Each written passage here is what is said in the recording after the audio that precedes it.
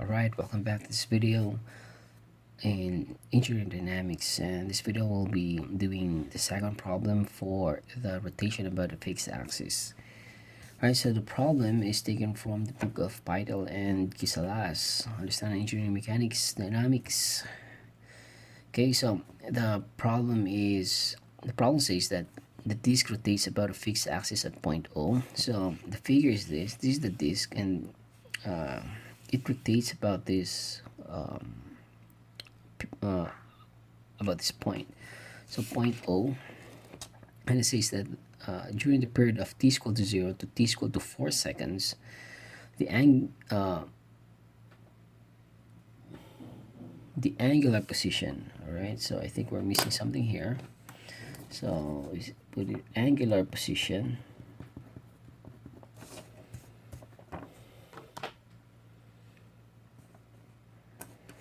All right, so let's try it here.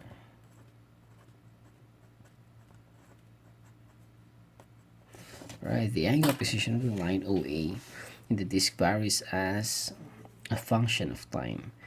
So our position is a function of time. So we have t cubed minus 12t plus 6 radians. So this is a cubic functions where t is in seconds.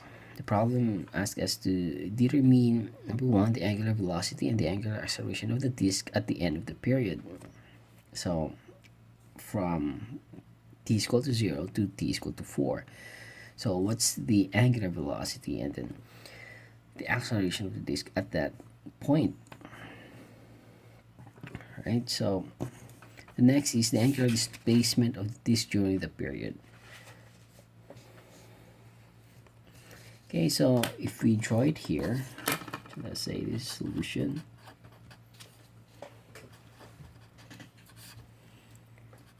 Right.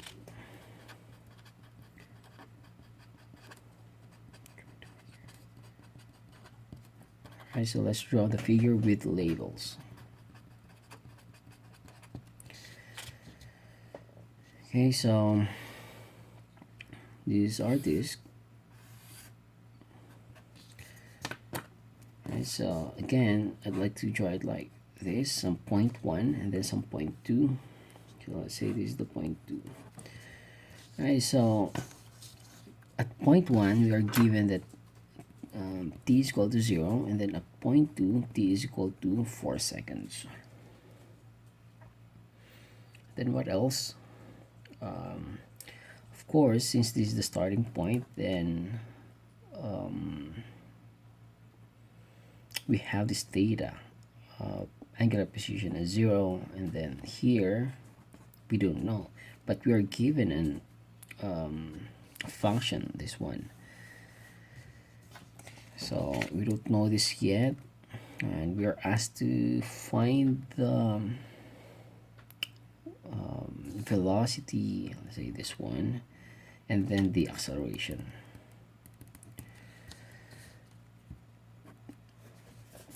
All right, so since we are given with these functions, then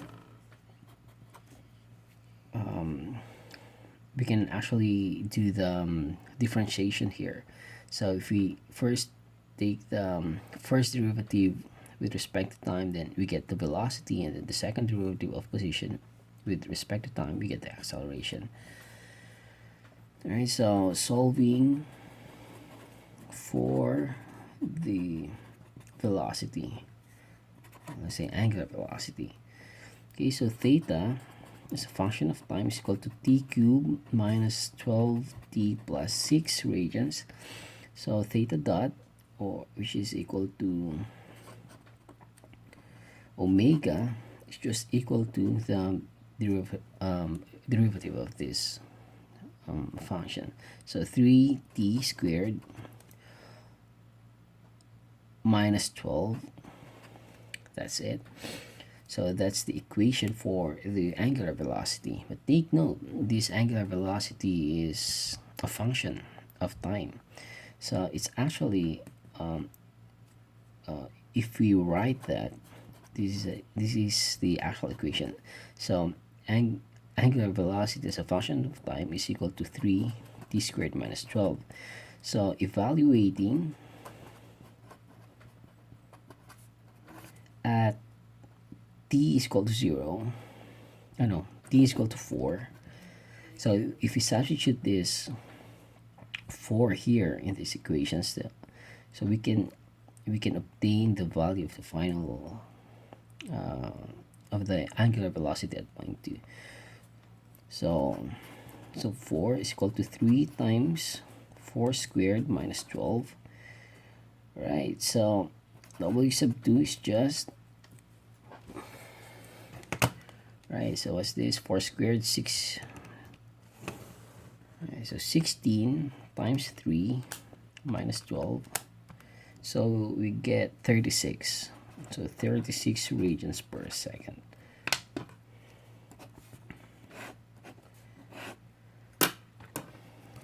Alright, the next thing is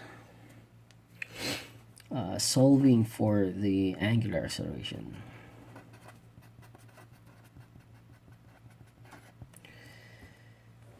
Okay, so we start again from, I think we start from here. So angular velocity is just w dot or omega dot, which is just, what's the derivative of this one?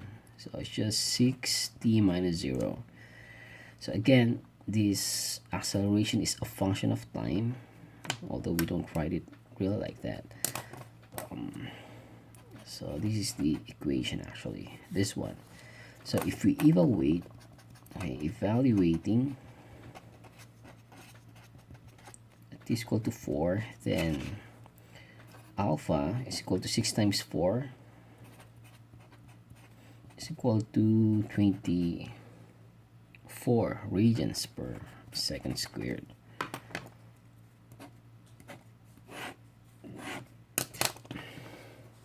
Alright, so we're done with number 1. The next thing is to solve for the angular displacement of the disjointed period. So it's actually just, you have to substitute this one. So since this is already a function, I mean this one, so you can substitute. Right, so solving for theta 2, right? So theta is a function of time, evaluating at t is equal to 4. So we get 4 cubed minus 12 times 4 plus 6. So 4 cubed.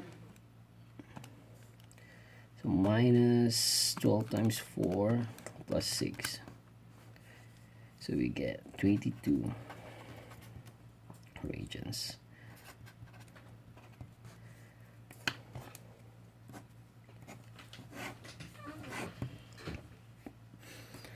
Right, so what we did, I think we'll just stop with this number 2 question here.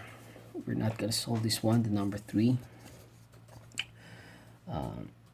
because total angle turned through by the disjoint period, because this one is a function, it's a cubic function, and the graph, something like it's changing at some point. So we'll just skip this one. Okay, so for the recap of the steps, then first we notice that what's given to us is a function. So position is a function of time. So if we take the first derivative, the second derivative, then we can actually obtain the angular velocity and then the angular acceleration. So first we get we obtained the first derivative with respect to time. So we get this angular velocity, and then we evaluate this expression, this function at t is equal to 4. So we get that the the angular velocity at point 2 is equal to 36 radians per second. Then after that, we differentiate again for the second time, and then we get this expression 60, and then we evaluate this t at t is equal to 4. I mean this expression at t is equal to 4. So we can obtain the value of this